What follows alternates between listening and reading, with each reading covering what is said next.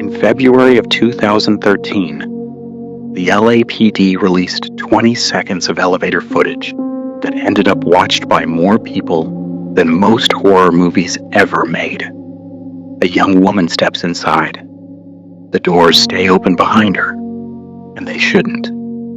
Elevator doors close automatically within seconds. These don't, for almost a full minute. And to this day, nobody has ever officially explained why. She appears to press multiple floor buttons.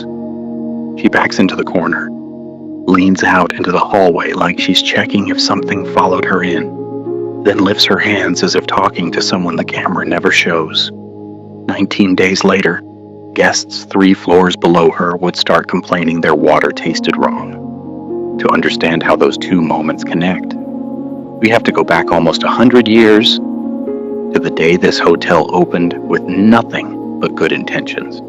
On December 20th, 1924, 3 businessmen opened the Cecil Hotel on Main Street in downtown Los Angeles. Marble lobby, stained glass, potted palms. Built for travelers who wanted a taste of luxury without Biltmore prices. It never got the chance.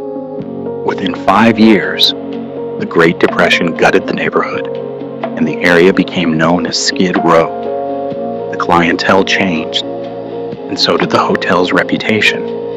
Over the decades that followed, the Cecil became infamous for the wrong reasons.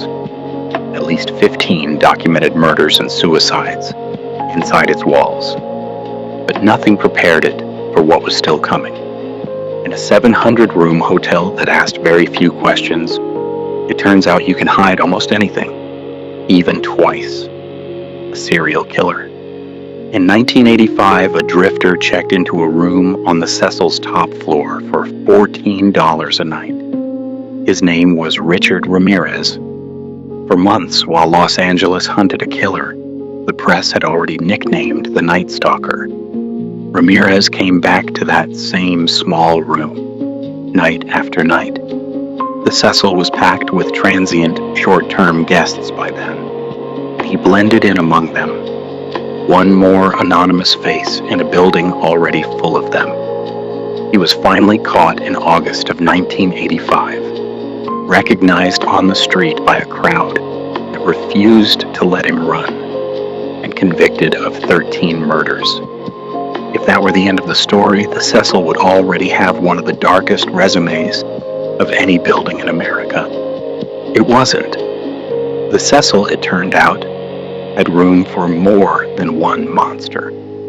6 years later, in 1991, an Austrian journalist named Jack Unterweger arrived in LA on a magazine assignment about the city's sex workers.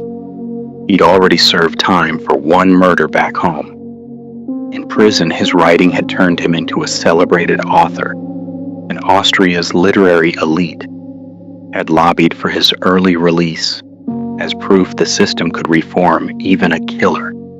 He checked into the Cecil, and some who knew him said on purpose, as a tribute to the killer who'd stayed there before him. While he was a guest, Unterweger strangled at least 3 women. He was arrested the following year, extradited and convicted in 1994. He was found dead in his cell that same night, hanged by his own hand. 2 serial killers, 2 different decades, the same hotel.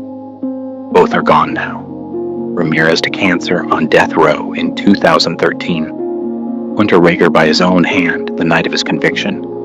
But the Cecil's darkest legend doesn't belong to either of them. Its most famous case wasn't a serial killer at all. In late January of 2013, a 21-year-old Canadian tourist named Elisa Lam checked into the Cecil. She was a student, traveling alone up the coast, posting photos from the San Diego Zoo just days before. On January 31st, she was seen alive for the last time. On that elevator, in that footage. When she stopped contacting her family and never checked out, they reported her missing. And the video, the LAPD released.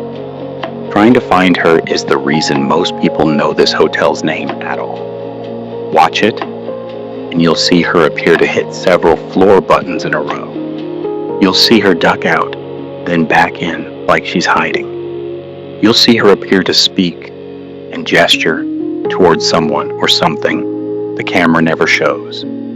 For 19 days, nobody knew where she was, even though, technically, she'd never left the building. Search teams and police dogs had already gone through the hotel, even up onto the roof. But the water tanks themselves sat sealed under heavy lids, 10 feet up, behind a locked door with its own alarm. Not the kind of place anyone expected a guest to reach alone. So nobody opened them. Guests on the floors below had already been complaining that the water pressure was low and that what came out of the taps looked and smelled wrong. On February 19th, a maintenance worker finally climbed the ladder to check the tanks himself and found the lid of one already sitting open. He looked inside. He found her. The investigation found no trauma, no assault, no sign anyone else was involved. Investigators believe she likely climbed up and in on her own during what's now thought to have been a psychiatric episode, though exactly how she got past that alarmed door was never officially resolved. A coroner's ruling: accidental drowning, with her bipolar disorder listed as a significant contributing factor. She had, it turned out, stopped taking her medication. That should have been the end of the story. Instead, it was the start of a different kind of horror. Amateur internet detectives decided the official answer wasn't good enough, and within weeks, convinced themselves they'd found her killer, a total stranger whose only crime was staying at the same hotel that same month. He hadn't done anything. It didn't matter. He spent years receiving threats over a death he had nothing to do with. Sometimes the most disturbing part of a true story isn't what happened inside the building. It's what happens after, once the internet decides it needs a villain. The official case has been closed for over a decade. The hotel's reputation hasn't closed with it. None of what follows is verified. It's claims, not evidence. But the stories keep circulating. When Ghost Adventures brought a crew into the Cecil for a 2021 investigation, host Zach Bagans said the building got inside his team's heads. He described one investigator as overtaken by a rage he couldn't explain, and said interview subjects, including a former LAPD crime scene photographer, grew too unsettled to stay in the building. Equipment reportedly malfunctioned throughout the shoot, for no reason anyone could find. Former staff described the same handful of things year after year. A cold that sits in the stairwells no matter the season. The sense of being watched on the floors where Ramirez and Unterweger once stayed. And an elevator that some say still opens on floors nobody called for. The Cecil closed for renovation in 2017 and reopened years later as low-income housing. Its darkest chapters technically behind it. Technically, because if you ask the people who still work the night shift there, they won't tell you the elevator's broken. They'll tell you it's just particular about who it lets on. Sleep well, if you can,